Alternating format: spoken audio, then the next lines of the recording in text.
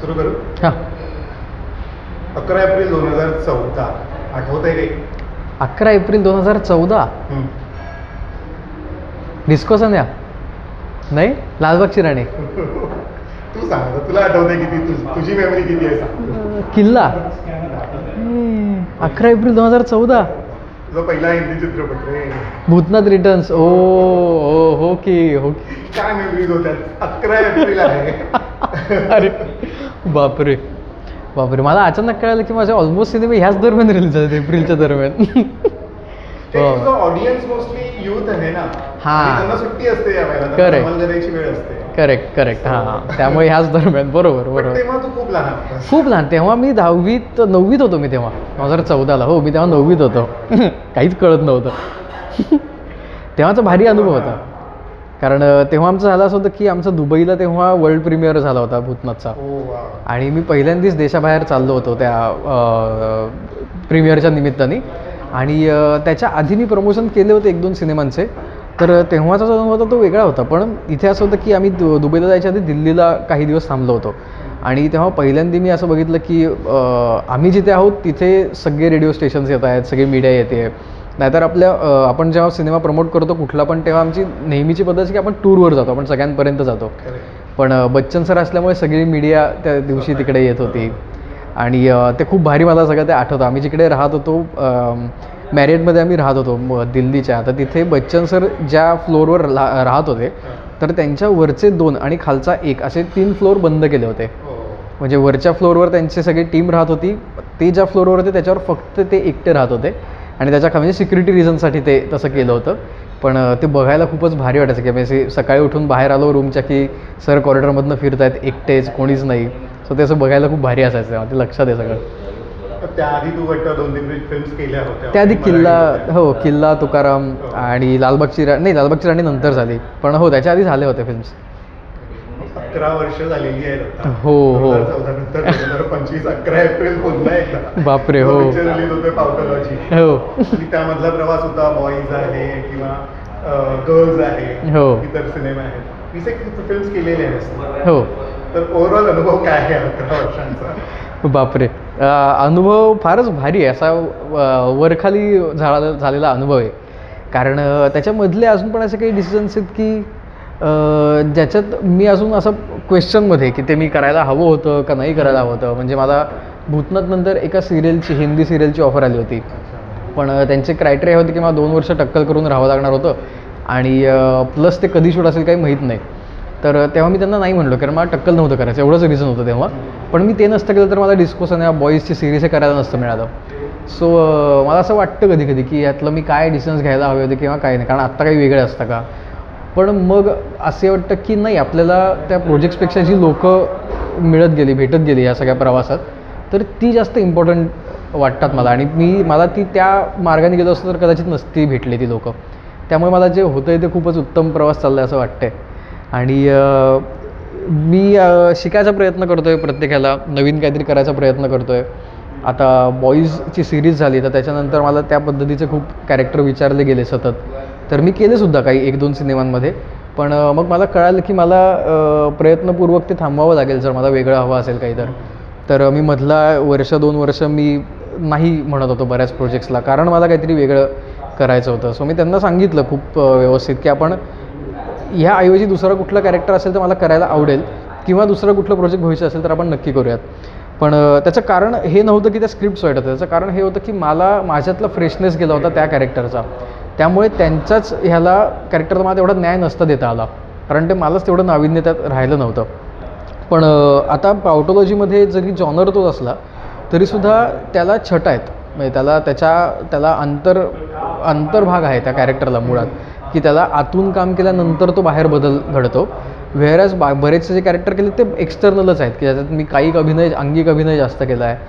तर ह्याच्यामध्ये मला इंटरनल खूप काम करायचं होतं त्या कॅरेक्टरवर, ज्याचं बाय प्रोडक्ट म्हणून तो परफॉर्मन्स येणार होता. सो असं काम करायला मिळालं की मजा येते, की ज्यात अभ्यास पण करायचा आहे आणि ज्यात आमचे डिरेक्टर सर पण असे की जे तयार आहेत तेवढं करून घ्यायला. सो त्यामुळे मला हे कॅरेक्टर ह्याच्यातलं ते मला वेगळं पण वाटतं ह्या पावट्यातलं. तर 11 वर्षांचा प्रवास, एवढे सारे कॅरेक्टर्स केलेले आहेत, असं एखादं कॅरेक्टर करावं असं वाटतं. मी तर डॉक्टर पण केलास हो. बेसिकली. सो असं कॅरेक्टर काही आहे का तुझ्या मनात की तुला ते करावं असं वाटतं? म्हणजे एखाद्या फिल्ममधलं असेल, रिमेक झाला वगैरे असं पण असू शकतं, तर काही असं वाटतं का तुला? मला निगेटिव्ह कॅरेक्टर करायची इच्छा खूप आहे, की जसं विलनिश शेडचं असेल. म्हणजे प्रॉपर वेल प्रॉपर विलनिश. कारण मला सगळ्यात मोठं त्यात गंमत ही वाटते की माझ्याकडे बघून पटकन वाटणार नाही किंवा माझं काय म्हणतात अपिअरन्स हा विलनचा नाही आहे. मी माझी हाईट बघता किंवा बाकी पण चेहरा सो माझा अपिअरन्स तसा हा ॲव्हरेज ऑर्डिनरी ह्युमनसारखा आहे. पण जसं अनुराग कश्यप सर जसं करतात की ते ऑर्डिनरी माणसातलं एक्स्ट्रॉर्डिनरीनेस बाहेर आणतात. तर तसं एखादं विलनिश मला काहीतरी खरं तर करायला आवडेल की जेव्हा ज्याला एक्सपेक्टेड नसेल की हा मुलगा असं काहीतरी करू शकेल किंवा असा वाटेल आणि त्यांनी ते करणं. सो मला असं काहीतरी निगेटिव्ह शेड प्ले करायला आवडेल.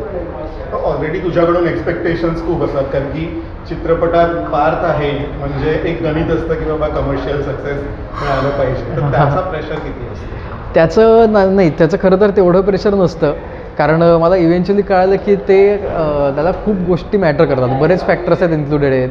की आता जसं की हा सिनेमा खरं तर 2019ला रिलीज होणार होता, आमच्या शूट झाल्या पण लॉकडाऊनच लागला. सो हे कोणाच्या कंट्रोलमध्येच नव्हतं. सो अशा अनेक गोष्टी त्याच्यामध्ये असतात. पण मला असं एक वाटतं की जेवढं मी स्वतःशी ऑनेस्ट राहून काम करीन तेवढं ते लोकांनाही आवडणार आहे. आणि जेवढं ते लोकांना आवडणार आहे तेवढी त्याची माउथ पब्लिसिटी होणार आहे. लोक अजून लोकांपर्यंत पोहोचवणार आणि ते अल्टिमेटली त्याला कमर्शियल सक्सेस मिळणार. सो मला तेच वाटतं की कोणाला कॉपी न करणं आणि एखादा आता हा डायलॉग हिरोच आहे म्हणून हिरोसारखा घेणं, तर हे न करता जेन्युअनली आणि ऑनेस्टली ते केलं तर मला वाटतं ते जेवढं पर्सनल होतं तेवढं ते युनिव्हर्सल होतं. त्यामुळे ते लोकांनाही अपीलिंग वाटतं आणि अल्टिमेटली ते सक्सेस त्याला मिळायचं असेल तर. त्यामुळे सुद्धा स्ट्राईक रेट थोडा कमी झाला का वाटतं का, की म्हणजे तू चूज करतोय आता फिल्म्सला? हो, मी आत्ता कन्सिस्टन्सीसाठी स्ट्राईक रेट जसा कमी करतात तसा मी केलेला आहे. की आता मला लॉंगर इनिंग जर खेळायचे तर मी सगळेच शॉट नाही मारायचे. मी थोडा आता डिफेन्सिव्ह छान टिकून राहीन आता मी काही ओव्हर्स, आणि त्याच्यानंतर मग आहे वेळ परत मारायला. सो आत्ता स्ट्राईक रेट कमी केलेला असला तरी तो ठरवून कमी केलेला नक्कीच आहे, कारण अजून कन्सिस्टन्सीचा प्लेअर व्हायचं आहे. त्यामुळे पावटॉलॉजीमध्ये काही स्पेशल तुला जर तुझे एक्सपिरियन्सेस असतील सयाजी सरांबरोबरचे असतील, गिरीश सरांबरोबरचे बरेच, कारण त्यांच्याकडनं शिकायला खूप मिळालं. पण असं एक मज्जा अशी झाली की एक सीन होता ज्याच्यामध्ये सयाजी सर, गिरीश सर आणि मी अशा आम्ही तिघांचाच तो सीन होता. आणि माझी खूपच फाटलेली, मी खूप नर्वस झालेलो, कारण दोघं म्हणजे ते खूपच मोठे सिनियर ॲक्टर्स आहेत दोघं पण, आणि ते बॅटिंग करत होते वन साईड आणि मी त्यांच्यामध्ये उभा असतो आणि त्यांचं चालू असताना मध्ये माझे डायलॉग्स होते. तर प्रसाद सर येऊन मला म्हटले की पार्थ, कॅमेऱ्यावर दिसतोय तू नर्वस झाला आहे, तुझा नंतर वेगळा क्लोज लावायचा आहे का? तर त्यांनी ते खूप जेन्युअनली विचारलं, पण मलाच ते असं आलं की अरे नाही, म्हणजे हा इन्सल्ट आहे, मग हे असं नाही व्हायला पाहिजे. आपण जर उभे राहिलो आहे तर ॲक्टर म्हणून ते करणं माझं काम आहे. म्हणजे ते मोठे आहेतच, पण म्हणून मी नर्वस व्हायचं ह्याच्यात काहीच पॉईंट नाही आहे. म्हणजे माझं कॅरेक्टर बोलतो आहे, मी नाही बोलत आहे, हे मला समोर मला सांगावं लागेल स्वतःला की तू पार्थ म्हणून नाही, तू कॅरेक्टर म्हणून उभा आहेस. सो तू जे त्यांना वाकडं तिकडं जरी बोलत असला तरी ते कॅरेक्टर बोलणार आहे. सो हे असं खूप समजून मी फायनली त्या सेम नोटला आलो. पण हो, हा एक खूप लक्षात राहणारा अनुभव होता त्या सीनचा.